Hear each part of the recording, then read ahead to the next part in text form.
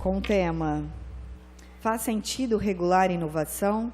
O que já melhorou e o que ainda precisa mudar no marco regulatório da inovação, ciência e tecnologia? Membro do Life Leaders Innovation Fellowship, psicólogo, mestre em psicologia e doutorado do programa de pós-graduação em medicina regenerativa e química da medicina da Uniara, coordenador do Café Consciência, onde prepara pesquisadores para empreender, mentor do programa Sucesso Médico, empreendedor de 16 anos, produtor rural do viveiro de mudas nativas e plantio de madeiras nobres. Atua como consultor e palestrante sobre empreendedorismo e inovação de forma presencial e digital. Com vocês, Henrique Kreuzfelds. Pelo convite, pela oportunidade, parabenizar por tão relevante assunto, né, o vereador Marcos Papa. Quando eu mandei esse resumo para o Dário, eu falei, rapaz, até estou gostando mais de mim agora, né, vendo essas coisas todas. E estar aqui junto a tantas pessoas de um tamanho gigantesco, me sinto enobrecido. Obrigado novamente pelo convite. Papa, membros dessa mesa, participantes, assim, eu fico bastante cansado mesmo quando eu vou em alguma feira de qualquer área e tem lá um monte de expositor da China, Coreia do Sul, Alemanha, Estados Unidos, e os brasileiros ali só comprando e aplaudindo, né? Esse assunto ele tem a relevância e tem a condição de nos colocar em condição de competir com qualquer outro país do mundo. Conforme já foi apresentado aqui, um dos programas mais bem-sucedidos do Brasil de política pública é o de formação de doutores, ainda para estarmos para equiparar a países do primeiro mundo, e ainda utilizo esse termo antiquado, precisaria ter 4,5 vezes mais doutores em nossa população, porém tem um índice aí que é extremamente assustador. Dados de 2012, do Paulo Viotti, um pesquisador, tem uma publicação que se chama Doutores. Ele aponta que em 2008, 40% dos pós-doutores encontravam-se em situação não empregada, né? Esse é o termo que ele utiliza para dizer que 40% dos recém-doutores em 2008 estavam desempregados. E a minha suposição é que de lá para cá isso piorou bastante. Então, a minha fala vai ser um pouco no termo de contextualizar o marco regulatório da ciência e tecnologia com outras leis anteriores e também buscando dialogar com outras necessidades de melhorias futuras, né? Falando um pouco sobre a questão de leis e cultura, o historiador Norberto Bobbio, ele diz que o governo só pode fazer o que é permitido, enquanto o mercado pode fazer o que quiser, desde que não seja proibido, não é? Temos aí como exemplos Uber, Airbnb, Netflix, empresas que são disruptivas em seus modelos e que depois de feito acaba gerando uma série de reclamações de quem não mudou, de quem não inovou, de quem não fez algo diferente.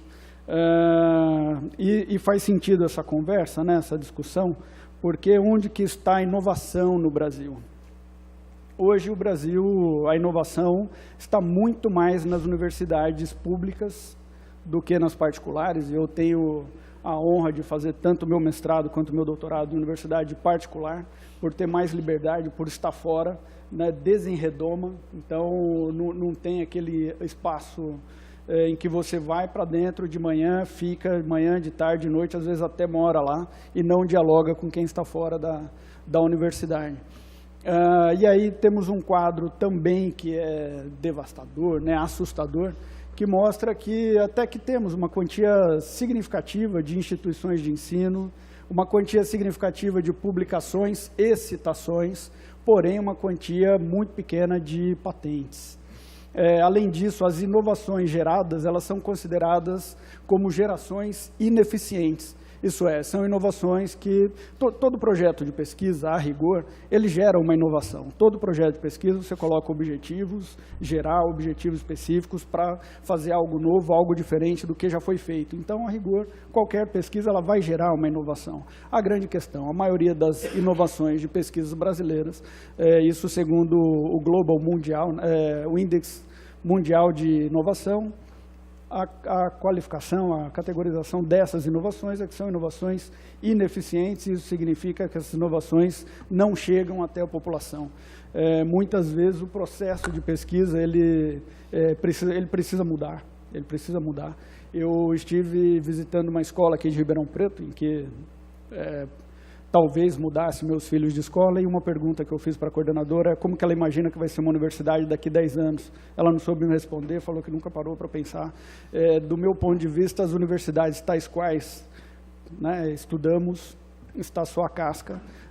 As bibliotecas estão na ponta do dedo, dentro do celular, então a gente precisa se adaptar a esse novo mundo. Ela não sabia como seriam essas novas universidades. O conhecimento hoje ele está mais aberto, mais amplo, mais difundido, e eu acho que é um grande desafio para a academia transformar inovações ineficientes em inovações eficientes.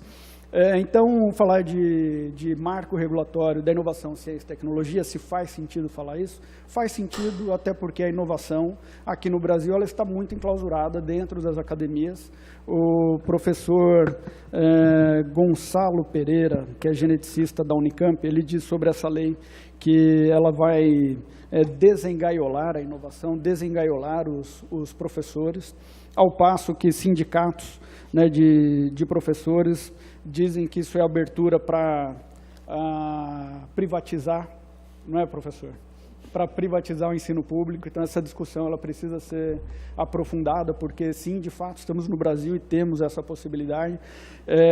Quero falar, ao final, né, de duas ou três leis que eu acho que são fundamentais serem modificadas e que não foram, até como forma de proteger o pesquisador e de ampliar as possibilidades de atuação. Enfim, com um processo de pesquisa, o que a universidade precisa modificar? Eu tenho visto muito, não sei na experiência de vocês, uma praxe de que o pesquisador ele é treinado em um procedimento. Eu costumo brincar, né? Obviamente muitas pessoas não gostam dessa brincadeira, falam que ela é de mau gosto. Falo que o doutor ele é um peão muito bem qualificado. Ele é treinado em procedimentos de pesquisa, teste de hipótese e por aí vai. Muitas vezes a pessoa chega num laboratório e ela já tem a pesquisa pronta ali. O objetivo, o método, o que fazer. Então, ela vai ser treinada num procedimento de pesquisa. Eu acho que isso é bastante ruim e precisa ser modificado em termos de cultura, né? De cultura de entrega de soluções. As oportunidades estão nos problemas, então é preciso ter uma conexão muito maior entre a academia e a sociedade, identificando os problemas da sociedade, e a partir desses problemas identificados, aí sim a academia precisa mobilizar seus esforços para entregar soluções para esses problemas que foram identificados na população. Não dá para ter um trabalho em que você fecha a redoma e olha para o umbigo. E eu vejo isso acontecer muito. E aí isso explica o porquê 40% dos pós-doutores, né, acabam ficando desempregados. Isso é lei de mercado. Não entregou uma solução que o mercado queira comprar, ninguém vai comprar. A nossa indústria é ridícula, fraquíssima, não é competitiva. Olha para essa casa, olha para essa mesa, quantas pessoas da indústria estão aqui? Membros da ACI, de outras indústrias que temos, deveriam, né, estar aqui como parceiros da academia para se ampliar esse diálogo. Então, acho que tendo essa conexão, esse levantamento de questões sociais em que a academia possa contribuir, daí sim a gente passa a ter inovações mais eficientes, gerando mais empregos e mais parcerias. Gostaria de dizer também que esse marco regulatório ele está dentro de um contexto mais amplo, que vem lá da reforma da administração pública, proposta pelo Bresser Pereira em 94, que amplia as possibilidades de atuação do município, empoderando o município e organização da sociedade civil. Semana passada eu estive em São José dos Campos, num Parque Tec, o primeiro do Brasil. Lá a prefeitura ela adquiriu um terreno, uma fábrica antiga, e ela banca boa parte dos custos desse parque tecnológico, e o parque tecnológico de lá é gerido por uma OS. Então, eu acredito que, estou falando isso já fazendo algumas proposições, viu, Papa, de constituição de OS com diversos parceiros que temos aqui na bancada e outros, inclusive, para serem buscados, instituindo uma OS que dê uma amplitude maior, até porque um grande desafio dessa conversa é como incluir as ciências humanas nessa busca de recursos, na busca de soluções, no desenvolvimento de soluções. Então, esse diálogo ele precisa ser, sim, muito ampliado, né? De novo, Papa, eu te parabenizo pela iniciativa em promover esse início de diálogo, né?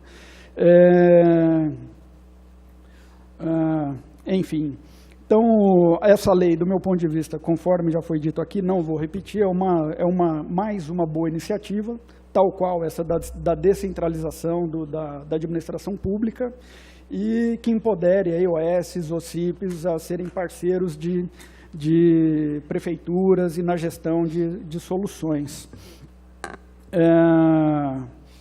Sim, antes dessa lei da reforma da administração pública, uma ONG, por exemplo, ela tinha o título de utilidade pública, e se ela fosse alimentar a população de rua e comprasse lá, tivesse no projeto que ela tinha que comprar cenoura e batata, ela comprasse cenoura e batata, mas isso tudo estragasse, ela não alimentasse ninguém, não ia ter nenhum problema, porque ela cumpriu o protocolo do que foi dito no projeto. Aí, após a reforma, mudou um pouco o foco do procedimento para o resultado.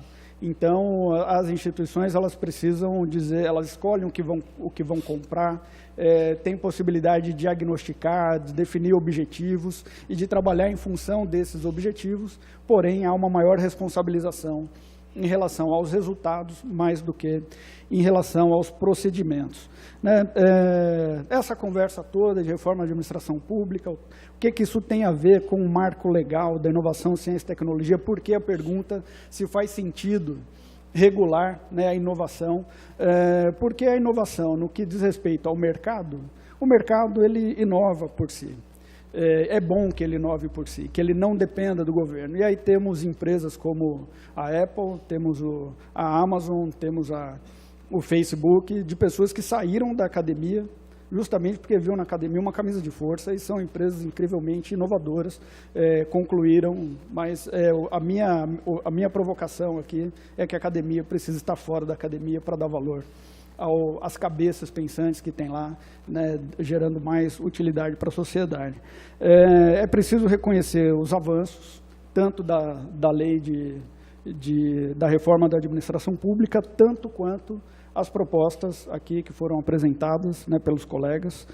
Não vou repetir o que já foi dito, mas que abre a possibilidade de município, Estado, União, ser parceiro de empresas, de polos de inovação e tecnologia. Abre a possibilidade de, olha só como a inovação está enclausurada, né? Professores contratados com, como é que chama o contrato de prestação de serviço pleno? De dedicação exclusiva, a fazer parte desses empreendimentos fora da universidade. Por que precisa de uma lei que desenclausure os professores? Porque eles estão absolutamente enclausurados. Então, isso, sem dúvida nenhuma, é um tremendo avanço em termos de legalização, e aí faz sentido, sim, regulamentar o papel do governo, o papel dos municípios, abrindo possibilidades, o papel de onde a educação está, mas não do mercado. No mercado, a inovação acontece por si só. Então, já houve uma tremenda melhora, mas o que precisa ainda melhorar muito, e eu estou falando do ponto de vista do empreendedor, tanto aquele que sai da universidade, quanto o empreendedor que já está fora da universidade.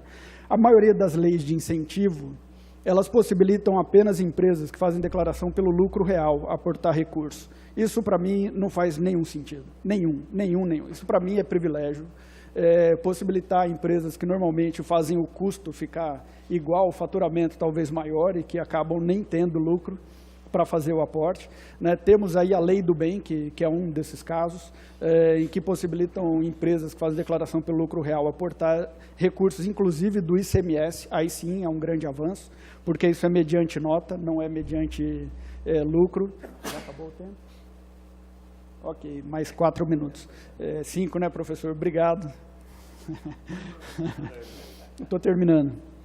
Então, essa lei de incentivo, ela tem que ser mais ampla, ela tem que incluir quem faz a declaração pelo lucro presumido, quem está no super simples, que é o pequeno, que aí sim ele pode, aí sim a gente muda o patamar e deixa mais horizontal e deixa as pessoas, quaisquer pessoas, desde que tenham identificado um problema, fomentar um ecossistema local, independente das grandes que podem falar, ou não quero, ou então está aqui o meu dinheiro, mediante a X% da empresa, e aí é onde que começa a ter que ter um olhar mais agudo para proteger o pesquisador, para proteger a instituição que gerou a inovação. Sim, outro aspecto, o que esses professores, o que esses pesquisadores, ao abrir uma empresa, ao constituir uma empresa, como que vai ser o processo burocrático de abertura dessa empresa? Vai demorar mais de 74 dias, igual acontece para qualquer empreendedor aqui no Brasil, ou a gente vai ter um dispositivo que passe ali para 2 horas, conforme acontece na Inglaterra, em que a pessoa precisa ter um passaporte, um cartão de crédito, e a burocracia é mínima em relação a esse aspecto. Outro aspecto a ser muito investido aí para mudar, que precisa mudar. Quais são os critérios da Anvisa? O que eu tenho visto uma série de pesquisadores, é mais fácil ter uma inovação que entre pelo Paraguai ou pela China, na área médica, do que um próprio pesquisador do Brasil passar pelo crivo da Anvisa. Qual é a clareza que tem lá no critério da Anvisa? A Joana Dark Félix de Souza, química, que está aqui próximo de nós, em Franca, ela tem 15 patentes nos Estados Unidos. Quantas patentes ela tem no Brasil? Zero. O processo de obtenção de uma patente aqui é um absurdo. Demora-se mais de 10 anos para obter uma patente. Enquanto isso não for modificado, os pesquisadores vão receber dinheiro, incentivo, vão buscar uma solução, e essa solução vai ter uma barreira de entrada na sociedade enorme, não vai chegar. Isso é preciso avançar também, sendo inserido nesse marco legal, para facilitar a vida não só do pesquisador acadêmico, mas também de todos os empreendedores. Para finalizar, Papa, eu quero fazer aqui algumas sugestões. A minha apresentação foi bastante inovadora. Acabei tendo bastante coisa para falar, mas eu quero falar um pouquinho de propostas, até invadindo um pouco o tempo. Aqui em Ribeirão nós temos diversos casarões tombados pelo patrimônio histórico, pelo IPHAN. A minha sugestão é de que sejam incluídos numa lei municipal, como um centro de educação inovadora, que se faça um hub, um coworking, para chamar estudantes do 2º grau, universitários. Aí sim, professor Norberto, não no sentido só da biblioteca, no modelo de acesso a livro, mas de acesso à tecnologia, acesso a oportunidades, e que possam trabalhar construindo soluções para problemas que às vezes é do próprio estudante, né? Entendo também, Papa, que é fundamental a casa e o município ter uma plataforma em que sejam mapeados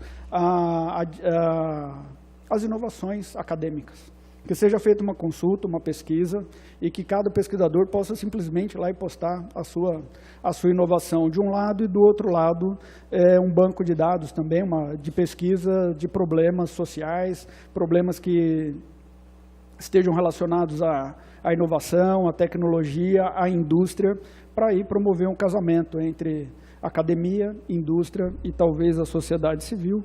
E o desafio, que aí não tem nenhuma proposta, mas acho que é um desafio premente, é como incluir as ciências humanas nessa conversa toda, para que eles não fiquem de fora. Na hora que você passa a ter recurso para investir na inovação e tecnologia, o que eu escuto falar de pesquisadores da área de ciências humanas ou de pesquisa básica é falar, ok, estou de fora.